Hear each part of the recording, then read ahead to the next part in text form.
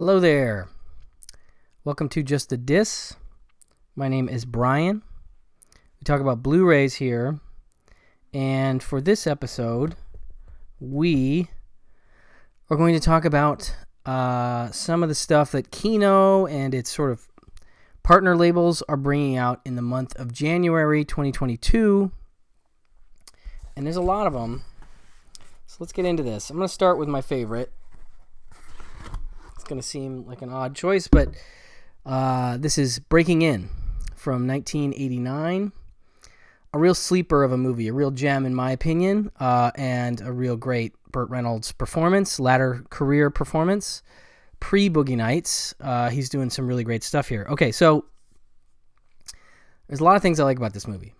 I like that the script is by John Sayles, and I like that it's directed by Bill Forsyth, a Scottish director who did some wonderful films, including Gregory's Girl, Housekeeping, Comfort and Joy, That Sinking Feeling. I'm blanking, of course, on some others, but I really love this one. And I love that it stars Burt Reynolds, as I said, and Casey Siemaszko from 3 O'Clock High, one of my favorite movies.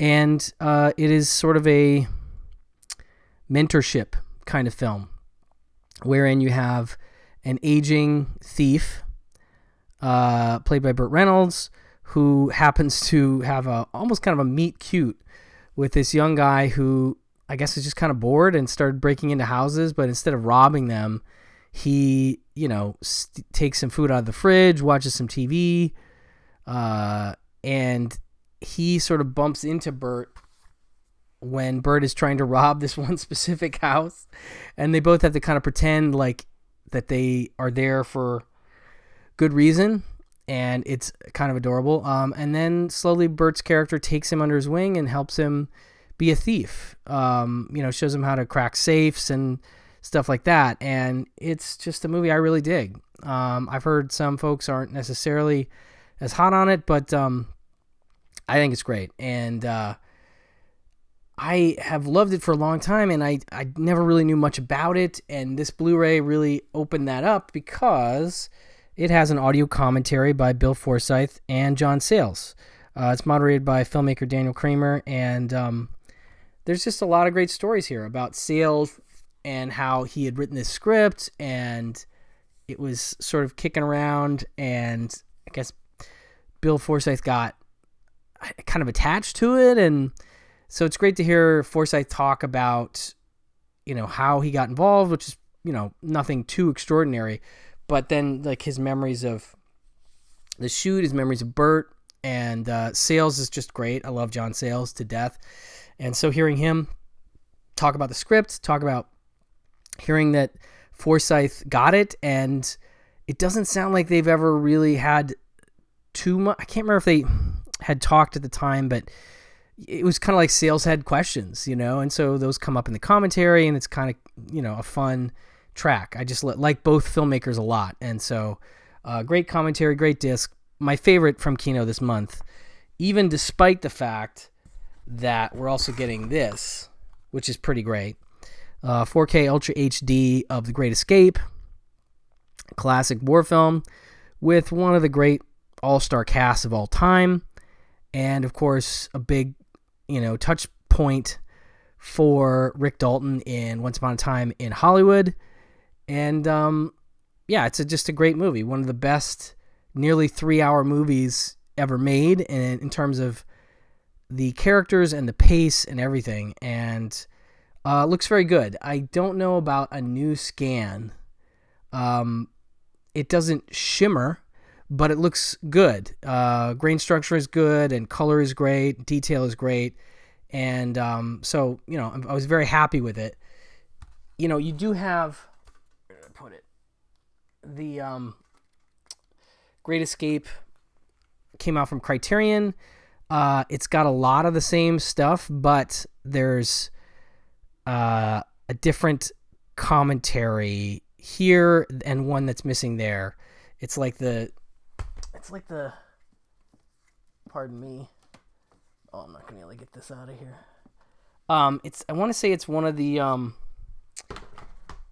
the Sturges commentary. Like Sturges is on both commentaries, but on this one, you can see there's 2 audio commentaries, one from 1991 featuring Sturges and composer Elmer Bernstein.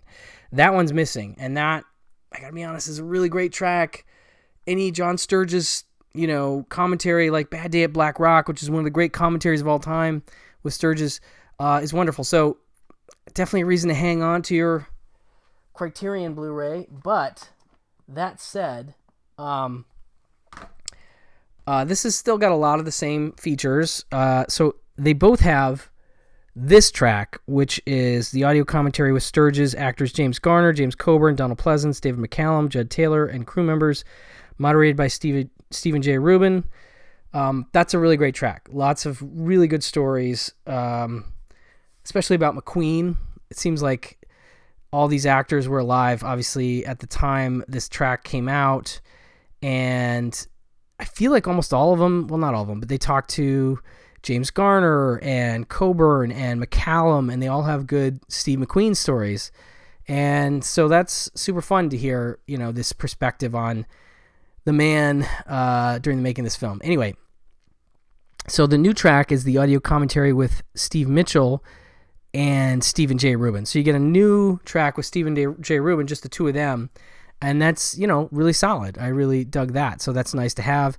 And then you have sort of the Return to the Great Escape, Making of, Great Escape Bringing Fact to Fiction featurette, Great Escape Preparations for Freedom featurette, Great Escape Flight to Freedom, Great Escape A Standing Ovation, The Real Virgil Hiltz, A Man Called Jones featurette, Great Escape Untold Story documentary, which is really cool. And I want to say Burt Reynolds narrates that. I may be misremembering it. But yeah, I'm pretty sure that it talks about the real, camp and prison, and that's really great. So it's a really solid release, really solid 4K from Kino. Let's see here. This one's really solid too and interesting. Gambit. This is Ronald Neam's film from 1966, and this one has a really great tagline. Let's see if it's on here. No, it's not. It's something like, forget the ending, don't tell the beginning, because the movie kind of opens with something that happens that if you spoil it, it's not as fun. So it's cool to watch this one from the beginning and see where it goes. And it's a heist movie. It's a brand new 4K restoration from Universal. The movie stars Michael Caine and Shirley MacLaine and Herbert Lom. And it's basically about a gentleman who's trying to pull off a caper in Hong Kong. He's like, as you can see there, he's a cat burglar who enlists the aid of I guess she's Eurasian dancer. One of the dated aspects of this film is, they sort of dress her up to look a little different and pass as I want to say like a princess or something, to kind of help get this heist pulled off and whatever. But it's a good little 60s heist movie. And Ronald Neam would do things like, Poseidon Adventure, but, I'm trying to think, Tunes of Glory, Hopscotch. Oh God, he's got so many movies. The Ealing stuff, I feel like he's got some of those. Horse's Mouth is fantastic. That's a Criterion that really needs a Blu-ray upgrade, with Alec Guinness as an artist, and just wonderful film. So Ronald Neam, solid director, and they have a commentary from him. He's obviously, well, not obviously, but he has passed away. So this must come from some DVD release that I don't have, because I've only been aware of I want to say like a MOD release of it, but there must be something not stateside, maybe a British release. And then we have a new commentary from filmmakers Howard S. Berger, Sergio Mims, and Nathaniel Thompson. So 2 nice commentary tracks, the slipcase, the alternate artwork, and 235. It's a beauty. It's a fun heist movie if you're into that, top copy kind of, those 60s light as a feather kind of heist movies. Okay, what else here? Let's try this one, China, from 1943. This directed by John Farrow, who I've talked about on the channel before. Very solid director, father of Mia Farrow. And this one stars Loretta Young, Alan Ladd, William Bendix. And it is this explosive wartime epic. Let's see here. Ladd plays an American gasoline salesman in 1941 China who supplies his wares to the highest bidder. In this case, the enemy Japanese. His unbiased business philosophy is tested on a trip to Shanghai when he meets an American schoolteacher and her Chinese students who tell him of the Japanese cruelty. In a surprise show of fierce allegiance, he joins blah, blah, blah. You know where this is going.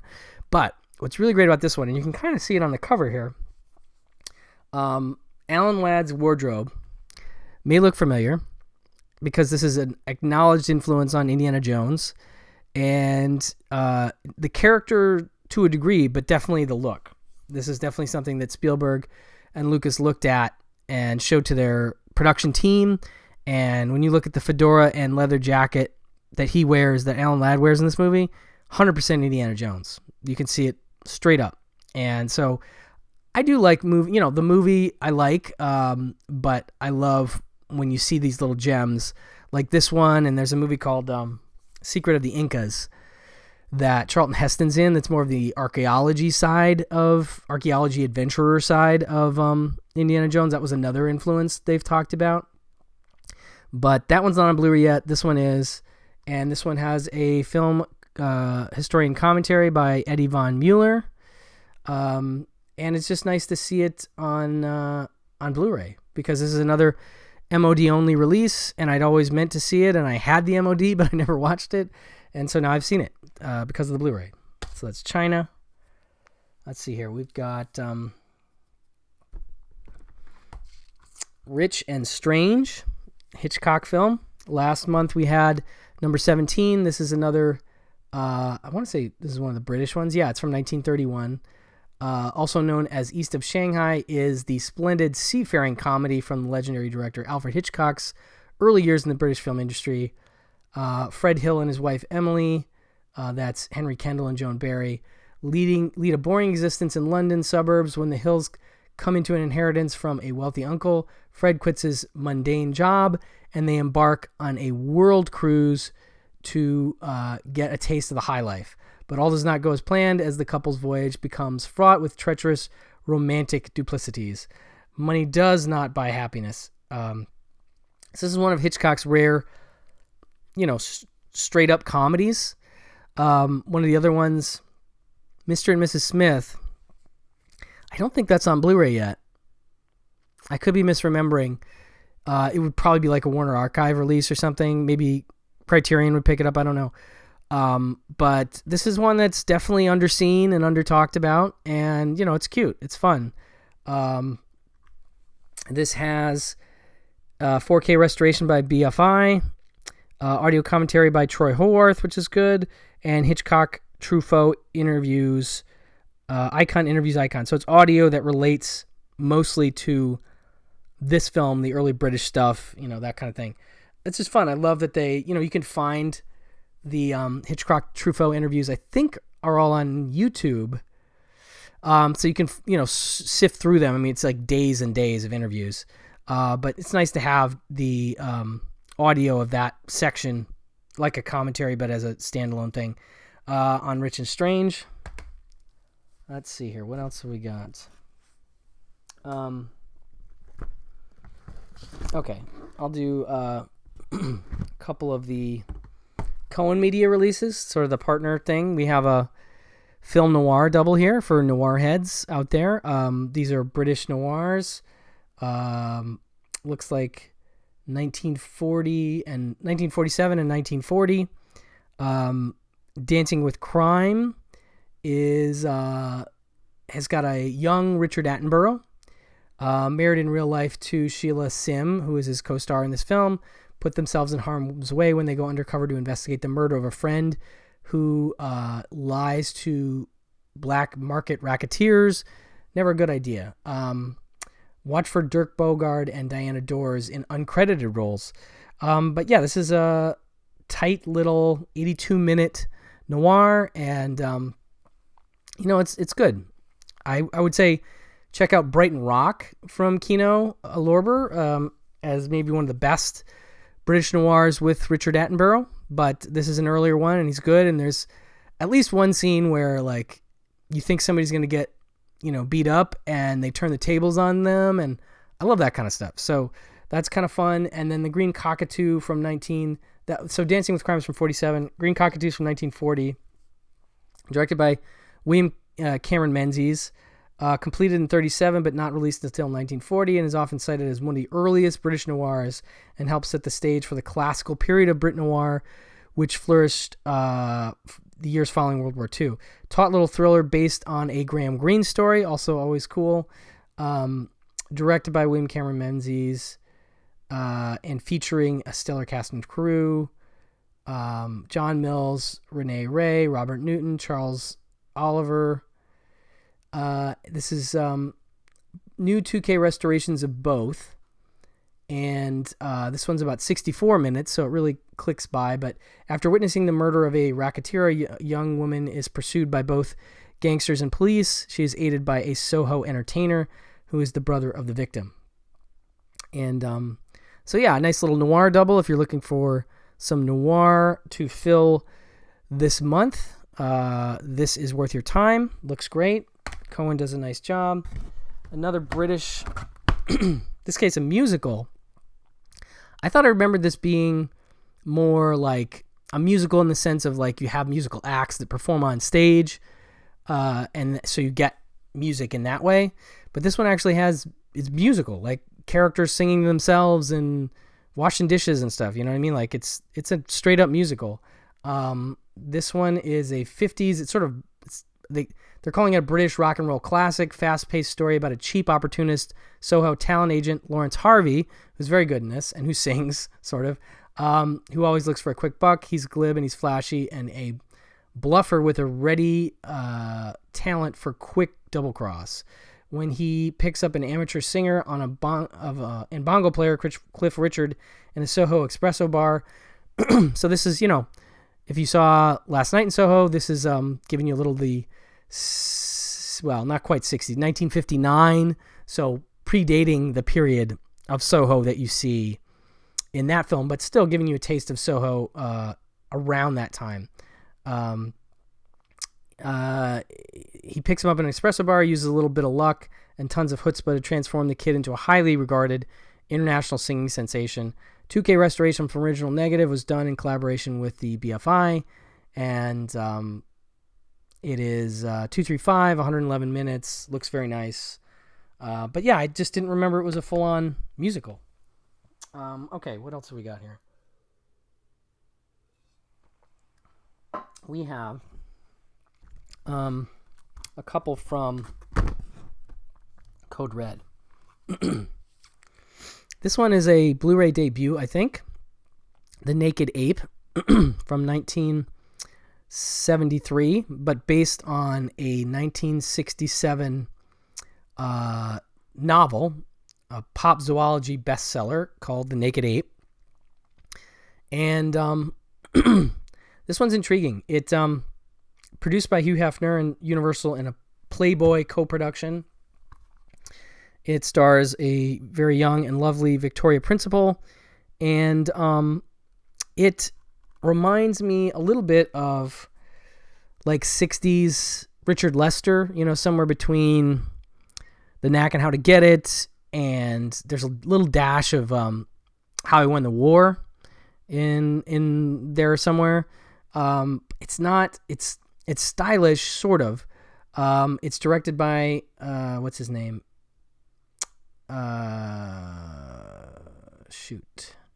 Donald Driver, which I thought was a guy I'd heard of that had directed more than one film, but this is the only film that I'm aware of. And so it's an adaptation of this book, which is sort of about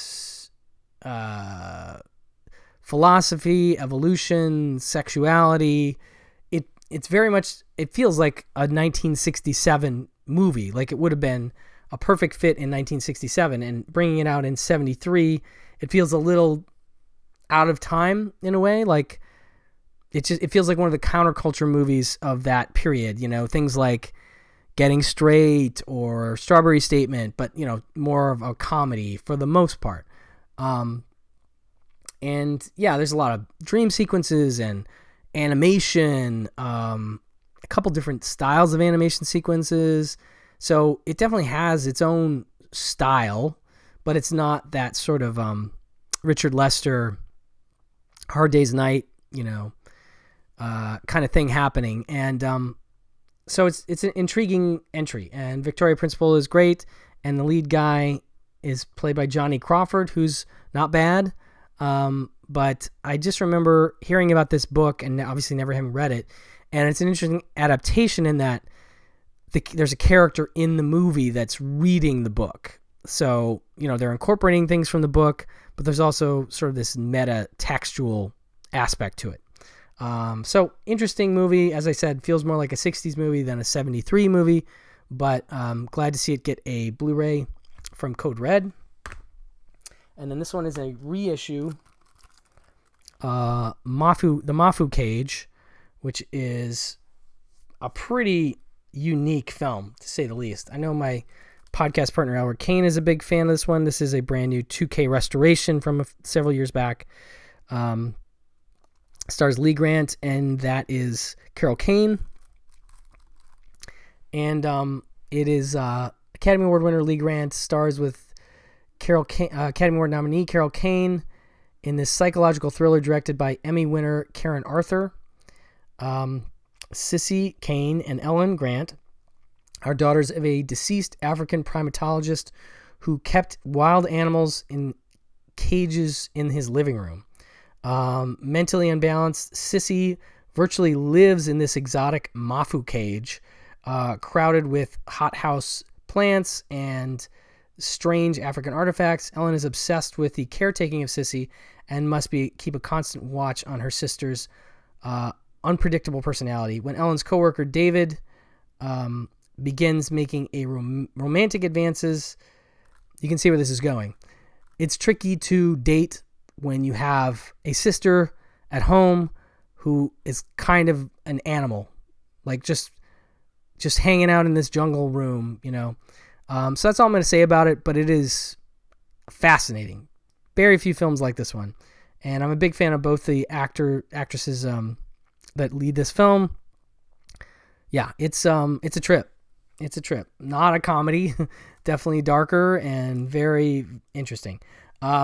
So new 2K transfer, audio commentary with Karen Arthur, director, bonus audio commentary with cinematographer John Bailey and editor Carol Littleton, brand new on-camera interview with composer Roger Kellaway, Sissy in Her Clouds, interview with Carol Kane, interview with Lee Grant, Solar Flare, Visions from the Crowd, an interview with Karen Arthur, Shot and Slice, an interview with John Bailey and Carol Littleton. So a really nice special edition, lots of extra features.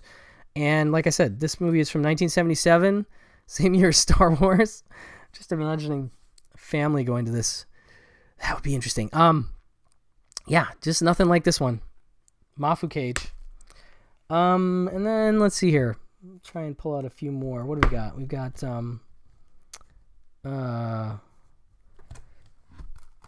one by Mitchell Leisen, who is getting a lot of love on Blu-ray, which is cool. I mean, I don't know if I love him as a director, but obviously he did a lot of work off some great scripts, including scripts from Billy Wilder and Charles Brackett and Preston Sturges.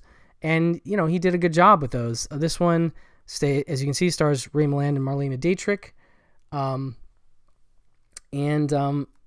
This one's written by Abraham Polanski, who did like Force of Evil and was blacklisted. And so I didn't get a chance to watch this one yet. I'm very curious about it. One of the most captivating actresses of all time, Marlena Dietrich, plays a lusty gypsy in the film that stirred up the censors, Golden Earrings. Escaping from the Nazis, British Colonel Ralph Dennisstown, Ray Milland, and his partner arranged to meet Stuttgart to steal Hitler's poison gas formula. On the journey, Denniston meets Lydia Dietrich, who keeps him out of harm's way only with the help of the extraordinary gypsy woman who can he finish his mission. Mitchell Leisen, the director of Death Takes a Holiday, Hands Across the Table, Easy Living, Midnight. Definitely see Easy Living and Midnight if you haven't. Those are great. Arise and My Love and No Time for Love. A lot of these, in fact, I think they're naming all kinds of stuff they put out on Blu-ray. So I do recommend checking out other Mitchell Leisen films. This one has an audio commentary by David Del Val. So just a classic that I haven't seen. And speaking of which, let's see here. There's some like adventure-y stuff here. Let's do The Pink Jungle. James Garner, George Kennedy, Eva Renzi. Brand new 2K Master. Deep in the Jungle, they hunted the diamonds. So it's a diamond adventure kind of. Delbert Mann, who's an interesting director, talked about, I think. Outstanding director of Marty. Of course, that was a big one for him. Separate Tables, which is great. That Touch of Mink is great. Okay, comes this exciting comedy adventure. The Pink Jungle, James Garner stars as irritable fashion photographer Ben Morris, who is shooting an ad campaign in the jungles of South America with his beautiful model Allison, Eva Renzi, from Funeral in Berlin. Things take an unexpected turn when Ben's helicopter is stolen by a reckless explorer. You know that's got to be George Kennedy. When they finally locate Sammy, he tells them a wild story, that's George Kennedy, about a diamond mine in the area, and before long, the three begin the search for the mine. An unscrupulous Australian, Nigel Green, who makes a great villain, by the way, and rival band of treasure hunters led by Mitchell and Sarah also vie for the loot. Lighthearted spoof of jungle thrillers is packed with terrific moments. No extras, but definitely sounds like fun, and I'm very curious about it. The Pink Jungle. Then we have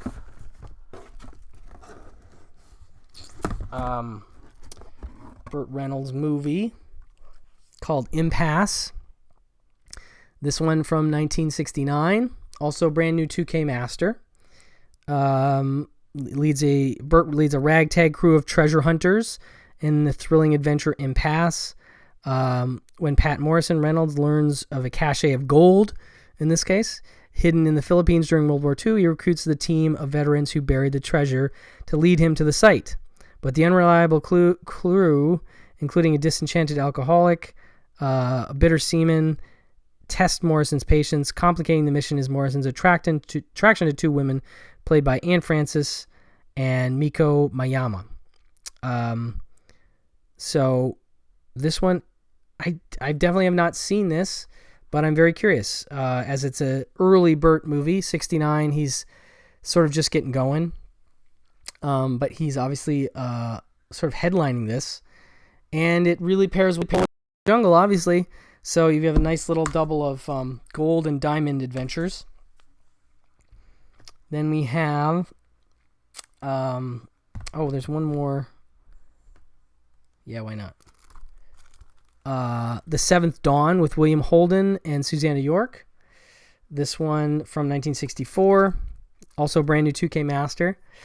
From Lewis Gilbert, acclaimed director of the slasher Cast the Dark Shadow, Alfie, and the Spy Who Loved Me, Moonraker, and Educating Rita.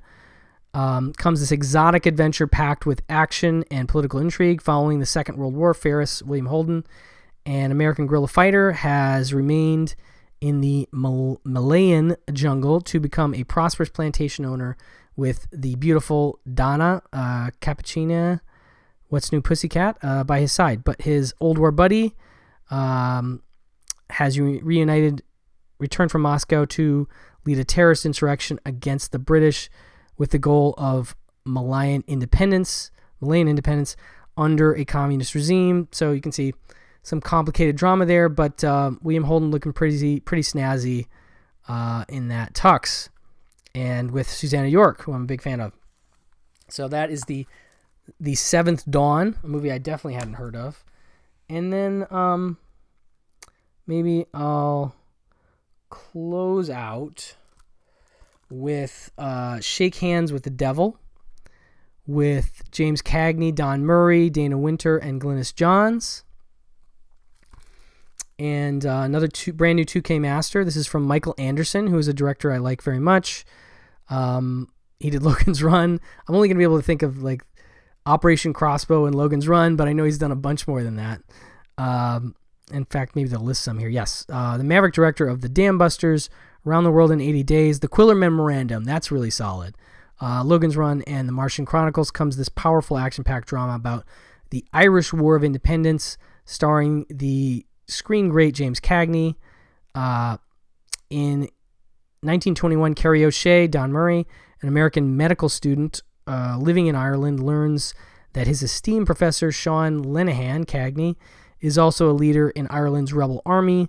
Even though Carrie's father and roommate have both been killed by the British troops, he refuses to join the Irish rebellion. However, after Carrie is unjustly imprisoned and tortured by the British, he fully commits himself to the cause of Irish freedom. Based on the 1933 novel by Reardon Connor, Shake Hands with the Devil, it features a fine supporting cast from Dana Winter, Glynis Johns, who is the mom in Mary Poppins, if I'm remembering.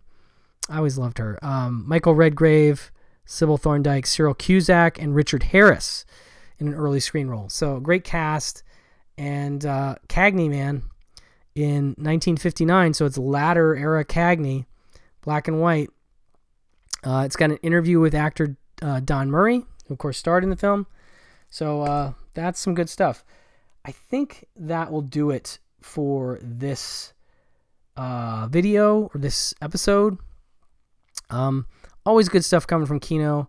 Highly recommend you keep an eye on their socials. Go to kinolorber.com to check out what they have coming. But the socials are a great place, especially the Kino Lorber Studio Classics Twitter and Facebook, where they announce their new titles. And it's always something good, always something intriguing.